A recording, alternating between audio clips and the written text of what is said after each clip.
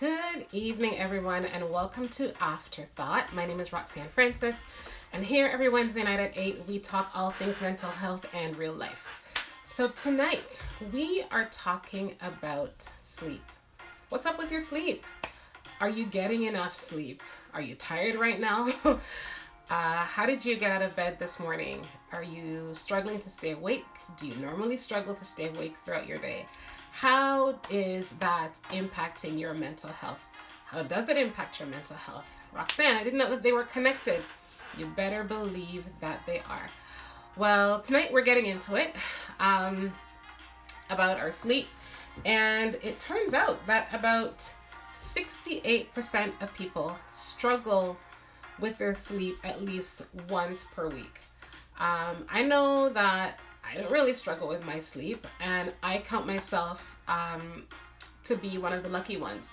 But I really had to think to myself, do I really have no trouble with my sleep? I mean, I don't have any problems falling asleep at night, and I don't have any problems with staying asleep at night unless my children wake up. As you guys all know, I have 2 children, and they are finally kind of at the stage where they're, probably sleeping through the night. But let me just turn this music down. There are times when they don't. There are times when they wake up with a nightmare, or they wake up and they're just unsettled, and sometimes they even crawl into my bed, and I get little feet here and little arms here and elbows in my face, and then it's hard to sleep, right? But outside of that, I don't really have any issue with putting my head down and having an easy time falling asleep. And I know that that is not the case for everybody. And just in case you were not aware, I will have you know that mental health and sleep are completely connected. People come into my office all the time, or should I say nowadays, they come into my Zoom all the time, and they have struggles with depression or anxiety or bipolar disorder, ADHD. And, for the most part, most of these clients of mine, they struggle with sleep. Even when I have a brand new client, a client that I've never met before, they filled out the paperwork and I'm meeting them for the very first time, and they'll say something like, I've been depressed for as long as I can remember. Or I suffer with trauma, issues around trauma, or I have severe anxiety. And I start asking them the questions that I would usually ask.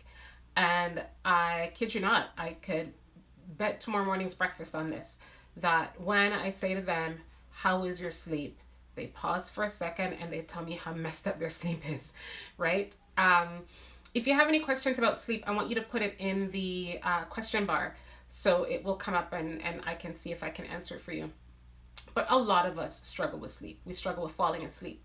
We struggle with staying asleep. We struggle with waking up too early and not being able to go back to bed. I had a young man tell me about 3 weeks ago that he wakes up in the morning, like super early, at like 3:30 in the morning, with panic, right? And then he's unable to go back to bed, and of course he lives with anxiety, right? That's an issue. Lori says she struggles to stay asleep. Yes, that's a big deal. Hey Odessa, come on through. We're just talking about sleep tonight and how to get through that. What should I do when I wake up in the middle of the night? I'm not worried, I'm just awake. Stacy Lynn has joined us as well. Hey guys, come on through tonight. We're talking about sleep. So there are a few things, right? So what should I tell you about sleep?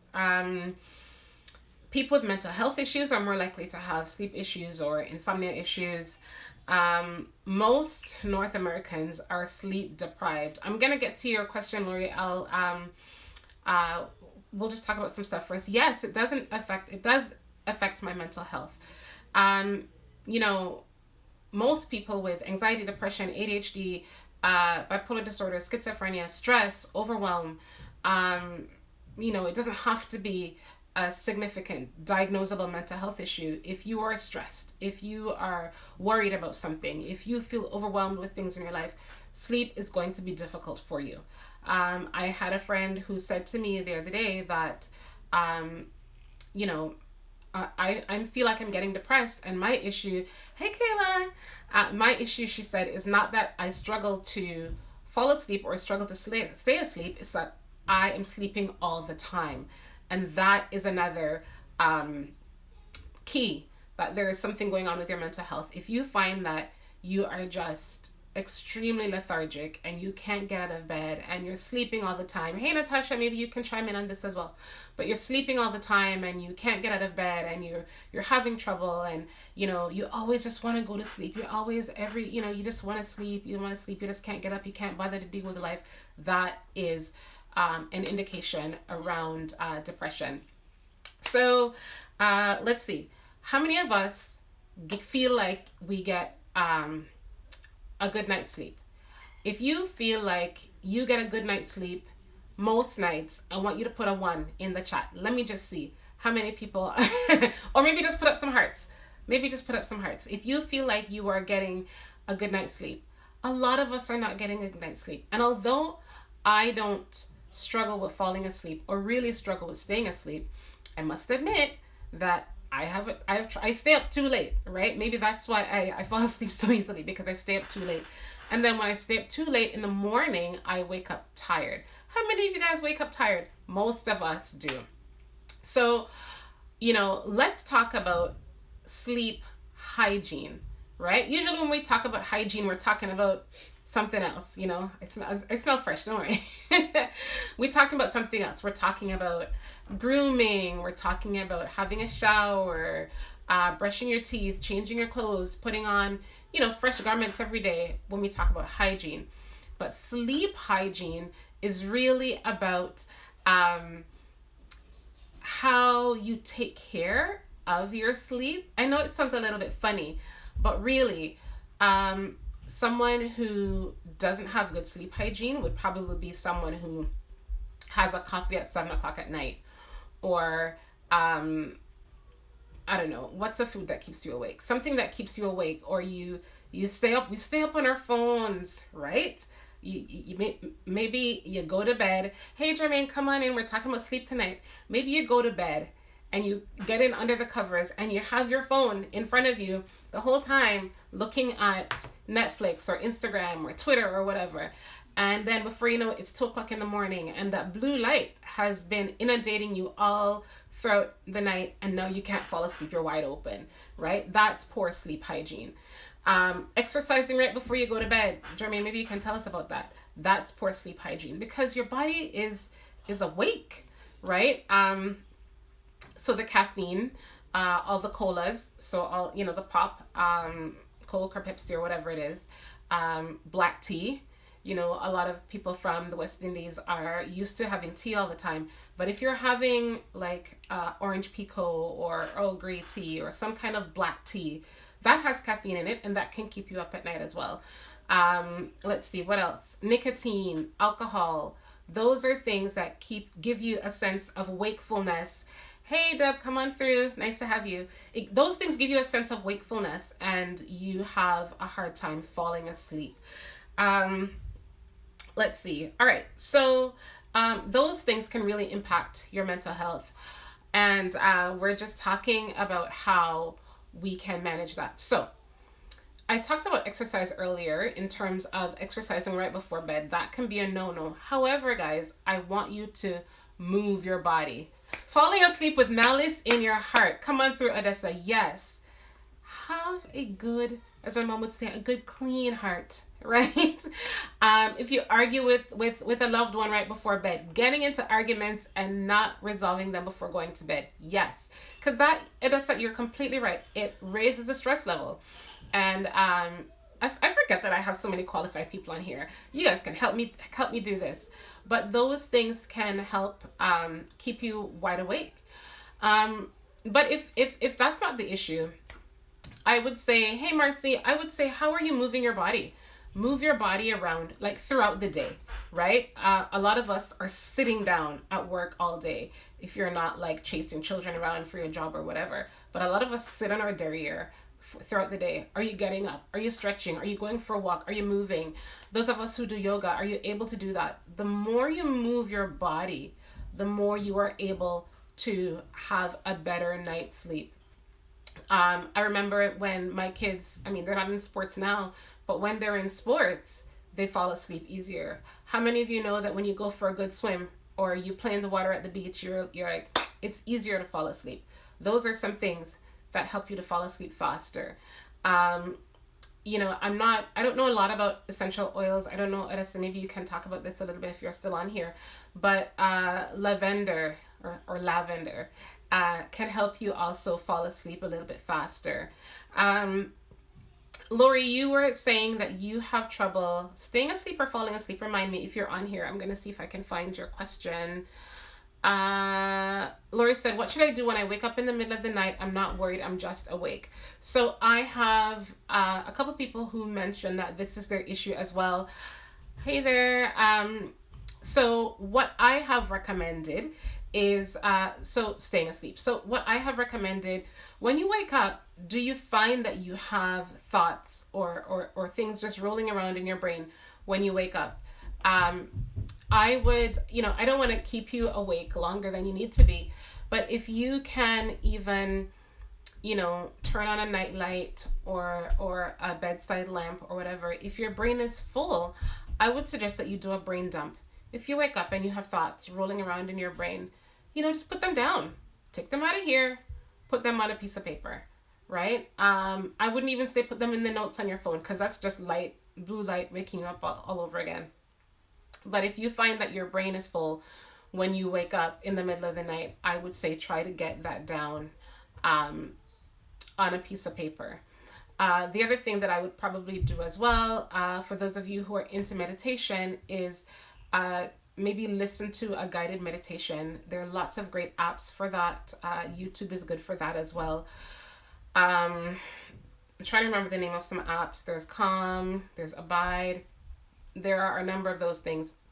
Lori says, no, that's a crazy part. I'm just awake and ready to get up. It's usually 2:30 to 3:30 in the morning. Maybe you and I need to have a talk about your mental health and what's going on there. I don't want to put all your business out on the street. But sometimes, things that you're doing throughout the day can contribute to that. You want to look at your caffeine intake. You want to look at how much you're moving your body.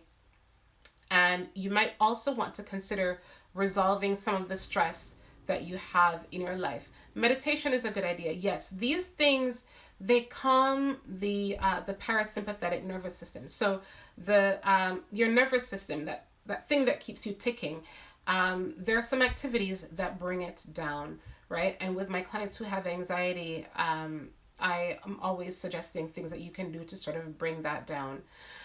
Let's see. What else did I want to mention?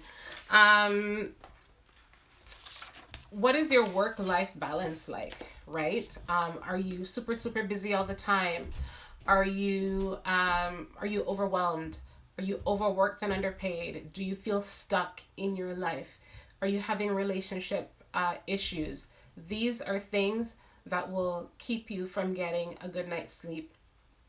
The relaxation techniques. There is this isn't my my section of expertise, but there is a segment of your sleep called REM sleep, which stands for rapid eye movement. And throughout the night while you're sleeping, what happens is, it's usually in the dream phase when, I don't know if you've ever watched someone fall asleep, but their eyes dart back and forth underneath their eyelids. And it's during that time that it is said that your brain is processing the stuff that is happening throughout the day. So if your brain is having too many things to process, or there's too much going on for you where you feel stressed and overwhelmed, then that's going to be difficult for you, and it's going to force you out of that, and you're going to wake up. Deb says, I'm guilty of being on my phone before I go to sleep. Yes, honey, I'm guilty as charged as well. But I am working on it. I promise. What I've been doing, and I've been telling my clients to do as well, is, does your phone have to sleep next to you at night? Does it have to be on the bedside table? Can you put it to charge in a different room? Can you put it to charge downstairs?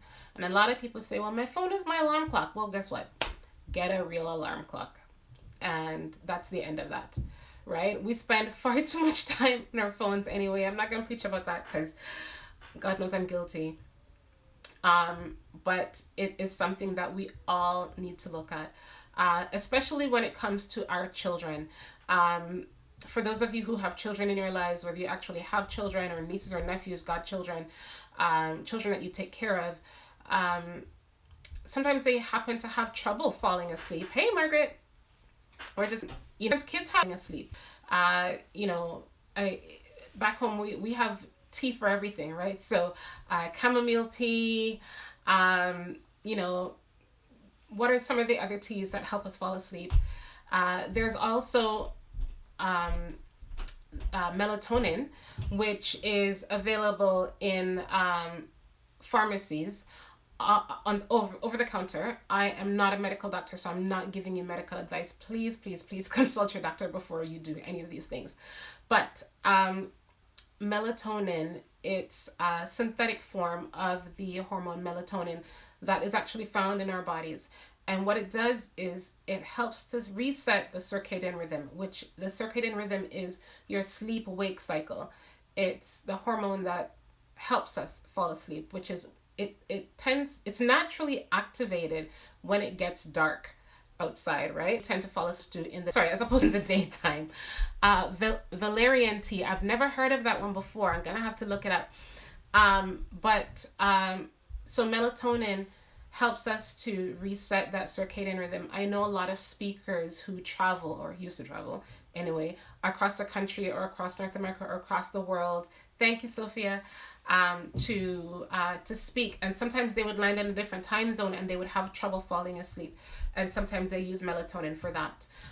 Some pediatricians will recommend melatonin for children who have trouble falling asleep.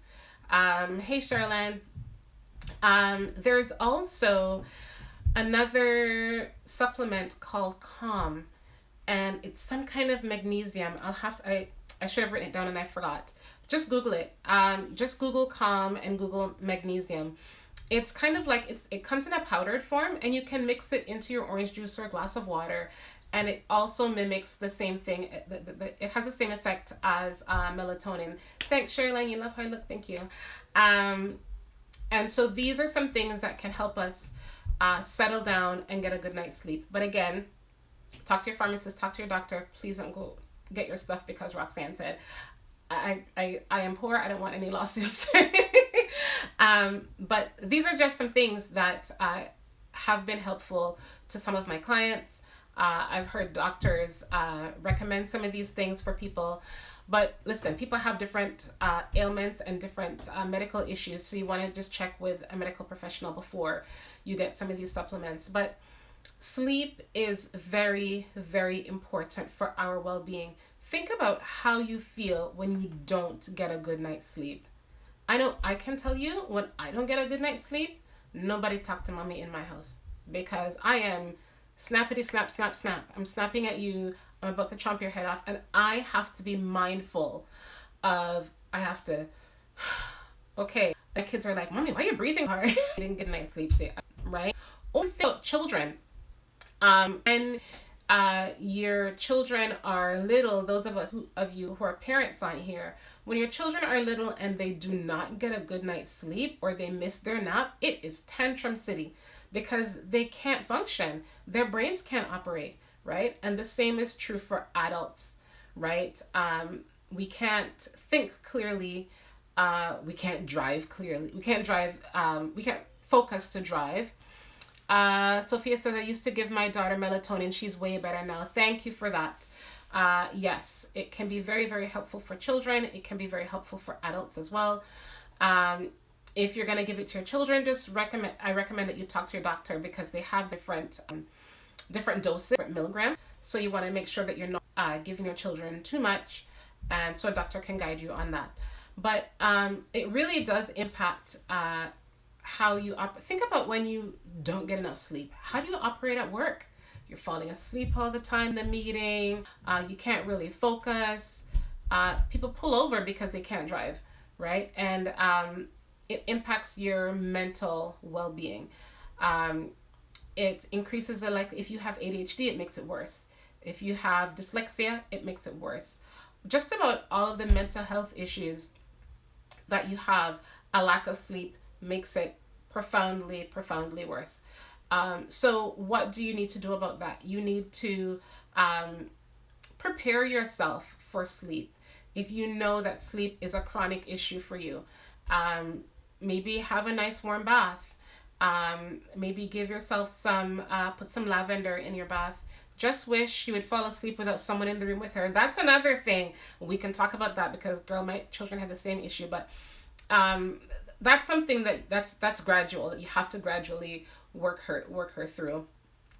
But yes, if, let's say, for example, you have a big exam coming up, you don't just walk into the exam and go, well, I got this, and whatever answer I put down, I put down. No, you study for it, you prepare for it. And so if sleep is a chronic issue for you, then I want you to prepare yourself for sleep. Don't just go through the day thinking, well, whatever, I'm just going to put my head down and see if I fall asleep. If you know that sleep is an issue for you, don't have coffee past noon, right? Don't have alcohol past a certain time of the day. Um, Give yourself a nice long hot shower or a nice long hot bath if you have the luxury of doing so, because some of us have busy families or different kinds of living situations and it makes things difficult. But try to get yourself in a comfortable space, a comfortable bed. You need to check if your sheets are too hot. If you're too hot or too cold, you can't fall asleep, right? Do you need music on? Do you need quiet? Do you need white noise? Do you need like a noise fan? Let's see, what else? Maybe you need an uninterrupted night. If you have a partner, maybe ask a partner to get the kids when they call out in the middle of the night, so you don't have to get up and have that interruption in your sleep and have trouble going back to bed, right? Move your body throughout the day. Give yourself a reason to feel tired. Experiment with going on a hike on the weekend and see if that allows you to feel a little bit more tired so you can have a better night's sleep. Although I don't have a concrete answer where I can say, here's a magic bullet, do this and you will have a good night's sleep for sure. There are certainly things that you can do to enhance your sleeping experience, because sleep is crucial to your wellness. It is really important for your mental health. Deb says, I just got a weighted blanket. How could I forget that? She says, I'm not sure how, but it has worked wonders with my sleep. Thank you for that. I love that you guys are all on here. How could I forget that? I got a weighted blanket for my 8-year-old and it has changed the game, right? We just put that sucker on him and that's it, right? And some people, it may not work. But you might want to try it. There in the summertime, I know the weighted blanket can be hot, and it's not bad now because it's the fall, so it makes them nice and cozy. But I have seen some weighted blankets being advertised online where they are lighter. Well, not lighter because they're still weighted, but they're not as hot. So they help you with not being hot in the middle of the night. But weighted blankets, there's something about the pressure that also calms down the parasympathetic nervous system, right?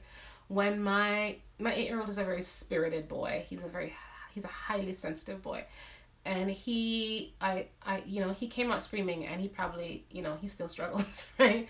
But when he was a toddler, he would have some really bad tantrums, and not just because he wanted to be bad or whatever. I don't know why we say that, but he had trouble with his tantrums, and one of the few things that would help him was when I would put him in my lap and wrap my arms around him and hold on to him tight, right? That pressure of that hard hug would just bring him down, and he would just calm right down. Yes, Deb, a weighted blanket is just like getting a hug, and it works wonders. So that's something that you guys might want to try as well for yourself and for the children, if the children are struggling with sleep. Because God knows if they're struggling with sleep, it is going to impact everything else. If you struggle with sleep, it's going to impact everything else. It's going to exacerbate your mental health stuff. You're going to have a hard time dealing with the things of life and being feeling like yourself. And think about how you feel when you get a really good night sleep. Yes, there are weighted vests as well. Yes, Lori, try and get one and see if it makes a difference. Um, yes, I know some children who struggled with regulation, and in kindergarten, they would put a weighted vest on them when it was time for like story time at the carpet, or they would have like weighted stuffies, animals that they would just put on their lap, or wrap around their hips, and the pressure of that would just calm them down, and so they were better able to sit and pay attention. And so there is definitely something to be said for the weighted blanket. For children, you can use a weighted vest or a weighted toy. Those things can be very, very helpful as well. So I'm not sure if any of those things were helpful for you guys tonight, but just know that if you struggle with sleep, you are not alone.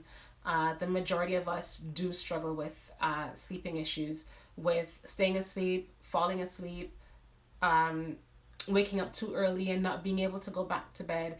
And then by 4 o'clock in your afternoon, you're like, I'm out, right? I know my partner at around 6, 7 o'clock, that is his hour where he gets most tired. And if he can, he'll put his head down on the couch. But if not, he'll eventually can win. Then guess what? After that, fall, right? If sleep is something that you talk to, may want to commit in. But just know that you are not alone, and it affects a lot of us, and it is definitely to your mental health. So I want you to take care of it as best as you can. If you take care of your sleep, then you will be giving your mental health a leg up, right? If you guys are struggling with mental health issues and you need some support, by all means, hit me up in my DMs. If you need a therapist, I'm happy to do that for you as my client. And I want you to take care of yourself, take care of your mind, because you only have one, right? And you guys take care. Thank you for joining me tonight. Take care of your sleep, get a good night's rest if you can, and join me here next week Wednesday for more After Thought. Take care. Bye.